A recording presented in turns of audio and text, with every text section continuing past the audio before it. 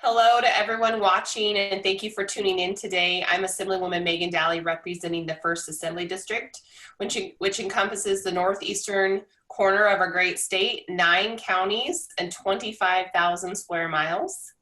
I hope everyone who's watching is well and safe. I know it's been hard to stay positive during these uncertain times.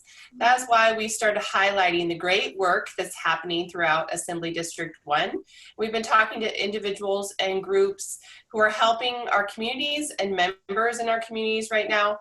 And today I'm excited to say that we are joined by Celestina Traver, who is the Shasta County Veteran Service Officer. It's quite the mouthful, the VSO. Ms. Traver has worked for Shasta County Veteran Service Office since December of 2010, and she became the VSO in 2017. She served in the U.S. Army from 1987 through 1995 as a military police officer, as a traffic accident investigator. Celestina is a Shasta County native. She's married and has 3 adult children, 1 grandchild, and a 2nd grandchild on the way, due in September. Congratulations, another grandbaby. And I want to tell you, thank you so much for your service. We had a great conversation, pre-conversation to our interview, and I forgot to tell you that before. So thank you so much for your service to our country. Thank you. So my first question, because a lot of people, myself, you already educated me somewhat about the Veteran Service Officer, what your role is. Can you explain to us what you do in that role? Yes. Our office serves a population of veterans of 14,900. If you include their widows, we're serving about a population of 25,000, and that's about 7% of the population here in Shasta County.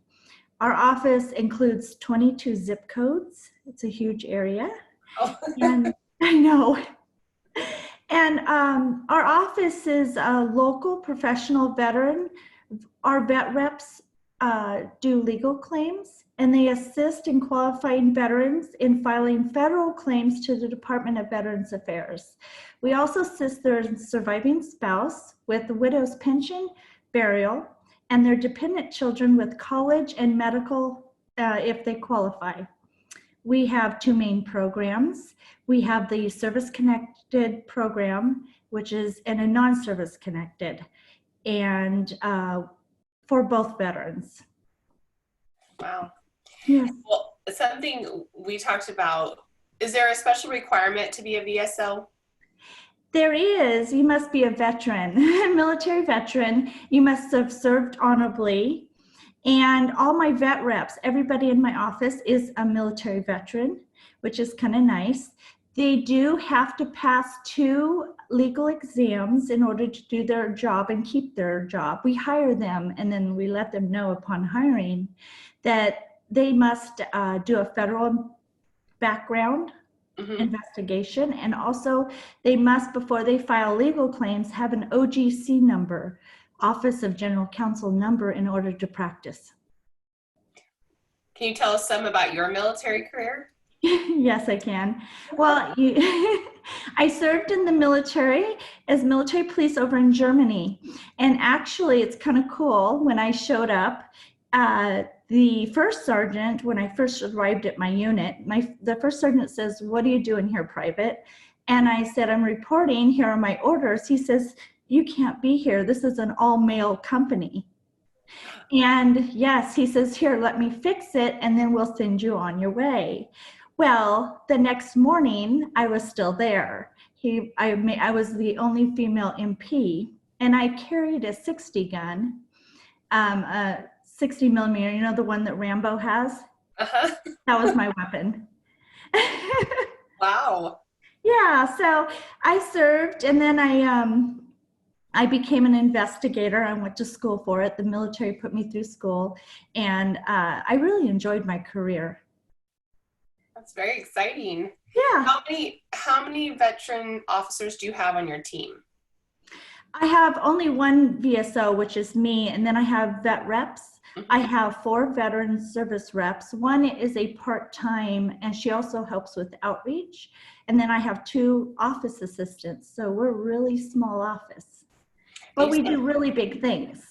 Yes, you do. I mean, 7% of the population, that's a lot of people to be serving in Shasta County with not a very big team. Oh, yeah. So some people will get a little confused, myself included, about the differences between the VA and CalVet services. Can you explain some of the differences between those two functions? I can. We work primarily with VA. We actually file claims against Department of Veterans Affairs on behalf of the veteran.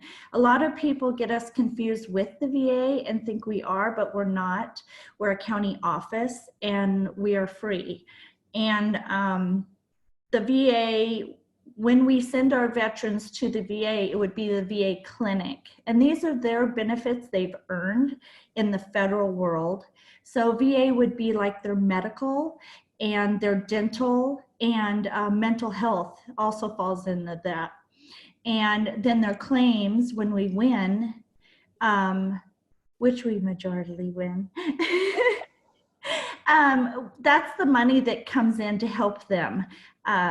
So we've brought in the last year, a little over 4 million into their pockets. So we average about 2 million every 6 months, bringing back into the veterans' pockets so they spend here in Shasta County. So it really helps our economy. It also helps them so that it supplements their income so that they do not have to go on food stamps, so they don't have to just have Social Security. And it's again a benefit they've earned. It's not anything other than that. Right. So it's something they've earned, but you often have to help them fight to receive what they've earned. Yes. Through the claims. Yeah, it's the way the law is set up to where they're not just given them, we actually have to fight for it. So, and then CalVet is really cool. CalVet actually pays a subvention funding to help partially fund our office. So they fund us about between 17 and 20%. Also, they train, that's how we get accredited, is we are California accredited. So CalVet trains my vet reps so that they can do legal claims here. They also, we work with CalTap, and we help transition when they get out of the military. They have a hard time transitioning because it's a huge gap between civilian life and military life. So we help transition them in from the military in, helping with CalTap helping us and CalVet helping us do that. They have a lot of different programs. One of the programs that we refer people to is the CalVet home loan. And they can get a home loan guarantee through CalVet and help them get a home here in California. They also have, we help dependents get, if you're service connected, at least 0%. A lot of veterans don't realize that there's dependent children get to go to college for free in California. And that's under CalVet, and we sign them up and we pre-look and see if they qualify. Then we send a letter out to the college, and that's a CSU, a UC, or like Shasta College, either one. Cannot be a private college. But that's a huge expense, $35,000, you know, a year, I believe, $38,000 that is relieved. That's very, so do you have to be retired military to receive that, or just to have served in the military? Just have served under honorable conditions and receiving a compensation from our office for at least 0%. Oh, that's wonderful. Yeah, it is. So can you talk about disability ratings? I have some questions about that. You know, if you've been hurt during your service, how does that work? And because then they come back from having served, go to the next career, and in that career, you know, maybe their back has been hurt or something prior. How does that track as far as being able to use their benefits from the VA? So when they get hurt in the military, or even let's use Vietnam. We have a huge number of Vietnam veterans in this area, and they were exposed to Agent Orange. Well, Agent Orange is this awful, awful chemical that really breaks down their body, but it takes about 30 or 40 years to do that. And so because the military knew that at the time, but they didn't give them the correct gear, we can actually go after the VA and get them compensated. And so what we look for is the presumptive conditions, which would be the cancers and the diabetes, and the prostate cancer is huge for Vietnam veterans. And so what we do is we need a medical progress note showing that they have that condition. And then what we do is we look at their DD-214. We make sure that they were boots on the ground or even blue water Navy now. And then we file the claim and link the two. We call it a nexus, and we have to create the nexus. And then if their back was hurt, sometimes if their back was hurt and they can't really pursue a civilian job, because now they're hurt and now they have to go to the doctor and go to physical therapy, and sometimes they have to have back surgery, or sometimes they're in so much pain it's hard for them to get to work. So what we do is we file a service connection, and we have to again have a medical documentation showing they're diagnosed with something going on with their back. And then we create that nexus, link it to the military, and then they get compensated for that. This way, it gives them some time to take care of their body. It gives them time to take care of themselves, and it gives them time to pursue college and not be, monetarily in stress. Mm-hmm. So veterans in our area, I've heard this from several people and just constituents. We live so remotely. Yes. And we're 75 miles from Susanville, our home is. So if you were a veteran living in the Big Valley area, that's the closest clinic, VA clinic. So where do our veterans in our areas have to travel for VA medical care and mental health services? So people up in Modoc County and Susanville usually travel to Reno. And in our area, depending on the need, if it's dental, like implants, if you're 100%, you get dental, you have to drive to San Francisco. And there's San Francisco, Mather, and Martinez. And that's a huge drive, especially picturing a 80-year-old person trying to drive in San Francisco traffic for 4.5 hours one way for a 10 to 15 minute doctor's appointment, and then having to travel back. It just is a lot of travel time. So go ahead. Well, we've talked about that, being able to see your local doctor. Yes. Or see your own family practitioner. Is there any way that people can do that locally that the VA still reimburses? So President Trump signed the Mission Act 2018, which started the process in getting doctors to sign up to see them in the civilian world.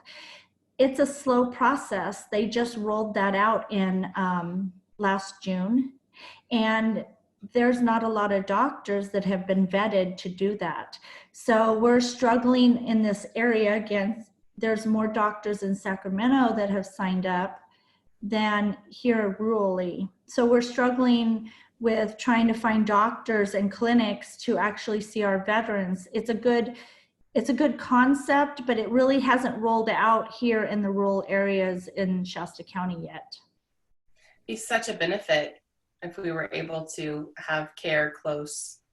My concern is, mental health services as well. And, I have 2 brother-in-laws that are veterans, and, just having to travel, even where they have lived, over time in Texas and different places, to travel to receive care just to see is such a hardship for the veteran and their families, you know, stay the night. If we went to San Francisco, we would need to stay the night, get a hotel, and do, you know, and also the financial hardship of that. So you mentioned before, like the home loans and benefits for dependent children to go to school. What are some other services that maybe, or benefits that people aren't aware of that veterans have access to? Well, we have again the VA clinic, and it does have mental health there, but our office has also works with HUD-VASH, getting them housing. There should never be a veteran that's homeless by choice. So we are able to house veterans quite quickly using HUD-VASH or Veterans Resource Center. We use a lot of our community to help us. We do for the Korean War veterans and the older veterans that are aging out that need assisted living. We also, we have a non-service connected pension with aid and attendance. This allows them to have about $2,000 extra for caregiver to come into their home. And the VA also has a nurse that can come out up to 9 hours a week to check on the veterans and stuff like that. So we connect them with the nurses, and we also get them care homes. We partner with Marianne Schieffer and she helps find a home for them if they need assisted living. And so that we don't just refer them, we connect them. So my vet rep makes sure that they get enrolled and that the money's coming in and that everything is set and they don't have any needs. We do everything. We do everything from the GI Bill to Chapter 35. We take care of the veteran from the time they walk into our office until death. Then we take care of the widow until her death. So we take care of them forever. So we have a continuity of care. And so when they come, they connect with a vet rep, and that vet rep they see until they pass, or unless the vet rep leaves. But you name it, we do it. There's nothing we can't do. That's so encouraging to hear, because I've often wondered that, you know, for the spouses, and I was a caregiver for a neighbor of ours until he passed. And I was surprised. My father is a retired merchant marine, so he's very involved in the American Legion. Well, he brought it to my attention that they will help with tombstones.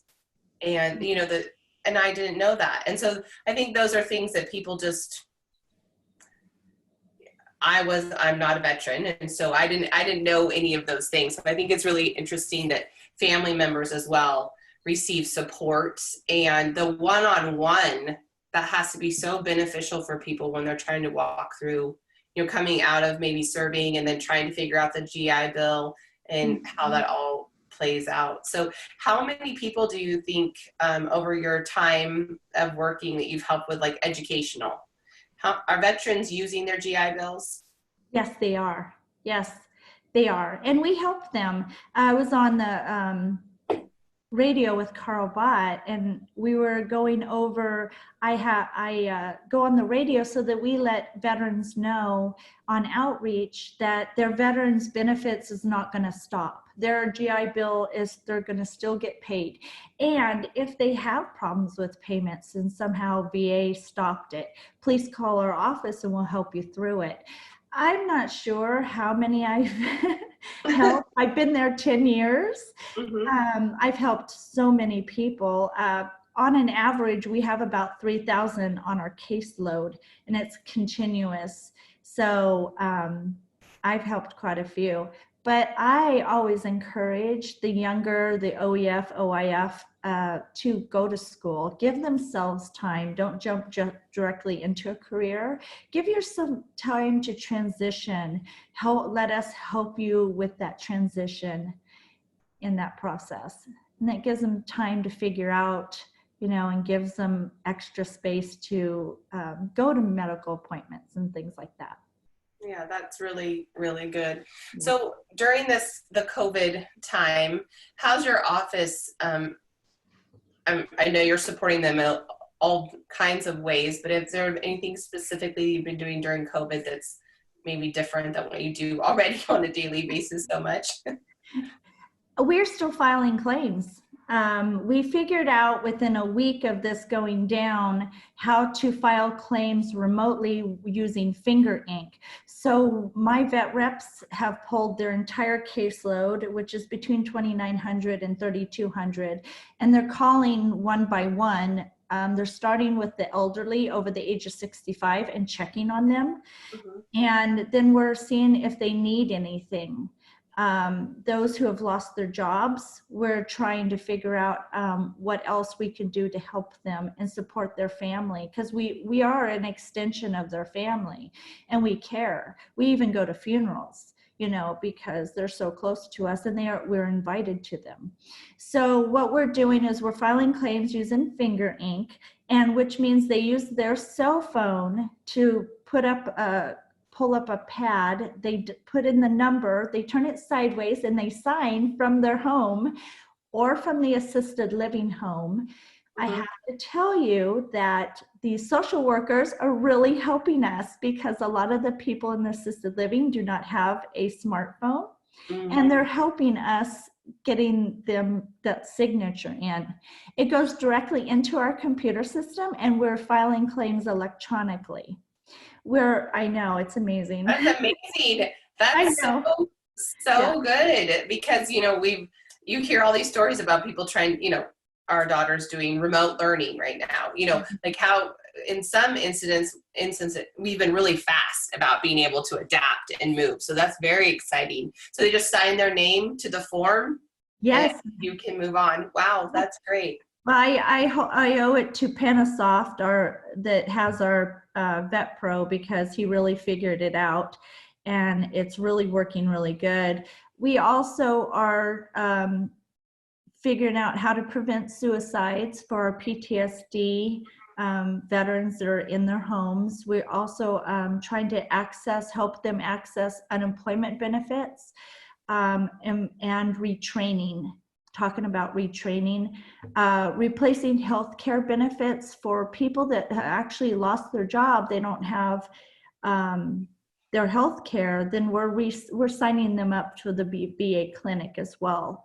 Obviously, we're tackling the GI Bill education, and we're just trying to, anything and everything that comes through our phone system, we're working on and setting up programs. Each day, we're setting up something new to help them. So on the suicide prevention, do you have a 24-hour line, or do you refer them to someone else for if they want to call to talk to someone? At mental health, they have a triage section. If they need to talk to someone immediately, then I think they can still go to the mental health, but they can at least call. We have a call-in phone, and they can call in. They can video chat with mental health as well. They have a 1-800 number. They have Military One Source they can call, and they have a whole bunch of different referrals where they also have in-person counselors in the area that they can be referred to up to, I think, 9 times or 9 weeks worth. And then, of course, we have Shasta County Mental Health that we send them to. So we have unlimited resources for them. We just need to know. Right, and so I think it's really, because that was one of my questions about how you're reaching out, but making personal phone calls, that's wonderful. To make that one-on-one connection with them, to make sure that they know you're there and available and all these resources are available. So another question I have is, my dad's in the American Legion, so that generation of gentlemen gather. They still get together, have meetings, which I think is wonderful. They have camaraderie. But the younger veterans, from even Gulf War, Iraq, Afghanistan. So what is the difference? To me, from the outside looking in, it looks like there's 2 different kind of sets. as far as how they gather with one another and just support each other. So what are some ways of pulling in maybe those younger vets into doing that? Because I think it's really good. I mean, I have my grandfather's American Legion, my dad's American Legion, and I see that as such a benefit that they actually get together. I agree. I think I'm American Legion and I go to their meetings and I think they're very beneficial. So we are constantly talking about this, how I'm part of the community and I've served on array of veterans committees over the last 15 years. But that's how I grew up. That's how I was raised, with older people, an older generation. So that was instilled into me. The younger generation, they are more focused on family and soccer games, and they're younger and they're involved in their children. And sorry, my son. And they're involved in their children and they don't have a lot of time. And so I think that we have a different value system. We have really worked on talking about how do we get them involved and how do we pull them in. I had scheduled a women's veterans barbecue event. So for June, but it was postponed. But that's one of the ways I would like to pull them in and get them involved, is bringing the women's veterans together and having an event where they bring their spouse and their children. And then we can have the veterans organizations there to talk to them and try to pull them in that way. So that's one of the ways we're going to do it when the COVID is over and we can open up. Then I'm going to have this wonderful event, probably at Anderson River Park, and we're going to try this and see how it works. But I am open to anybody's ideas on how to get the younger generation to step in. It's important because that's how we push legislature. That's how we voice our opinion. That's how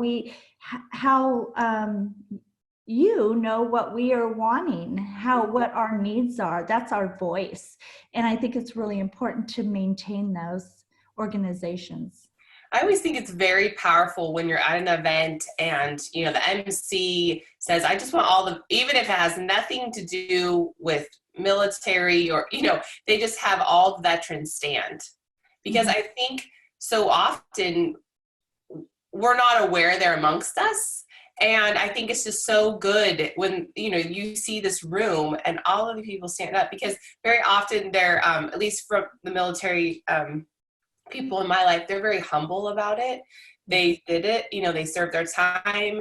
It was a good experience, not a good, whatever the mix of that was, but they're very humble. It's not something that they talk about or you necessarily know. So I think a way to showcase them, and because I know that for my family, you're very proud of your military family members, very proud of your veterans who've served your country. And years ago, it's been over 10 years ago now, my sister's husband was in doing his second tour, and she started a veterans assembly here at our little school and it's become this incredible event. And they have a guest speaker every year, and they do the honor wall where they all line up and all the little kids, K-12, go along and shake the hands of the veterans on the wall in the gym. Amazing. And it's so moving, but they have them stand for different, if you were in the Korean War, and those numbers are dwindling.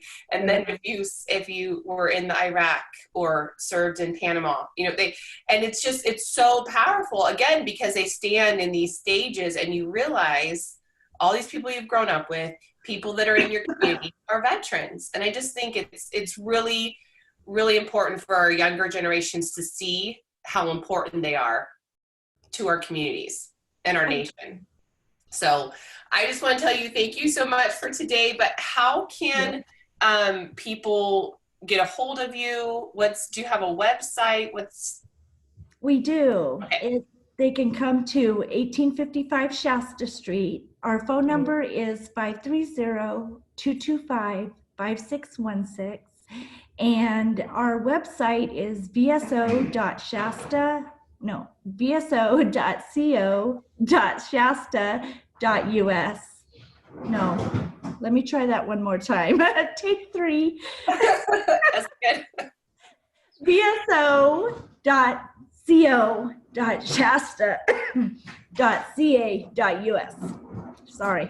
Well, my official website, I'm not even going to attempt to say it. It comes up at the end of the video on a slide because it's like, it's not easy to say in any way.